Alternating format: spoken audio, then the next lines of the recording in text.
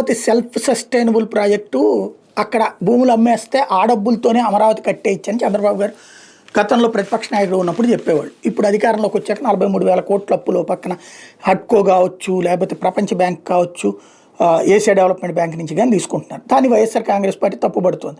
ఇదే సందర్భంలో కేంద్ర ఆర్థిక శాఖ వాళ్ళని 73,000 కోట్లు మాకు కావాలి కేంద్రం నుంచి అప్పులు ఇప్పించండి అని అడిగింది బాబు సర్కార్. ఇదంతా మనం కళ్ళెదురుగుండా చూసినటువంటిది. అయితే వాస్తవంగా అక్కడ భూములు ఎందుకు అమ్ముకుని ఆ డబ్బులు సంపాదించలేకపోతున్నారంటే జగన్ హయాంలోనే వేలం పెట్టారు. 5 కోట్ల రూపాయలు పెట్టారు అక్కడ ఎకరం.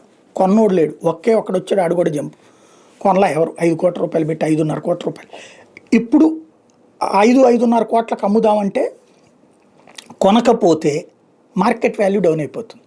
ముందు ఈ సెక్రటేరియట్, అసెంబ్లీ, హైకోర్టు, కాలవలు ఇవన్నీ కట్టిస్తే ఈ 43,000 కోట్లు 73,000 కోట్లతో ఒక రూపం వస్తున్నప్పుడు అప్పుడు జనం వస్తారు.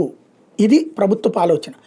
ఆ టైంలో ప్రజలకి ఫ్లాట్లు ఇద్దాం, ఇప్పుడే ఫ్లాట్లు ఇచ్చేస్తే కనుక, ఏది రిటర్నబుల్ ఫ్లాట్లు ఉన్నాయి కదా, అది ఇచ్చేస్తే కనుక వాళ్ళు తక్కువకు అమ్ముకుంటే రేపు మార్కెట్ వాల్యూ డౌన్ అవుతుంది.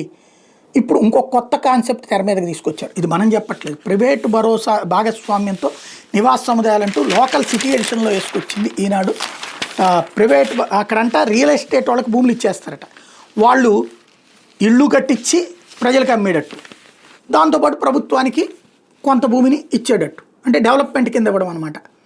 ఈ కొత్త కాన్సెప్ట్ ఇద్దామన్నటువంటిది ఆలోచిస్తున్నారట. తద్వారా జనాలు వచ్చి అక్కడ ఉండటం బిగిన్ అయితే ఆటోమేటిక్గా ఊపు వస్తుందని. ఇది ఇప్పుడు తాజా ప్రణాళిక.